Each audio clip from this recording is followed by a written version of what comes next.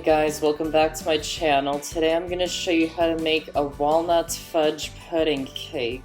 So let's get started.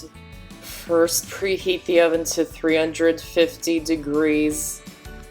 Then in a medium bowl, add in the flour, sugar, cocoa powder, baking powder, and salt, and whisk them together until they're combined. Then add in the whole milk, melted butter, and vanilla extract, and mix them together just until it's smooth. And add in the chopped walnuts. You can use less if you like or leave them out. And fold them in until they're thoroughly combined. Then press the mixture evenly into an ungreased 8 or 9 inch square baking pan. Then in a separate small bowl, add in the sugar and cocoa powder. Whisk them together until they're combined. Then measure out the boiling water and pour it into the mixture.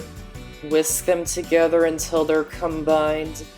Then pour it over the top of the batter that's in the pan and bake it in the oven for about 25 to 30 minutes.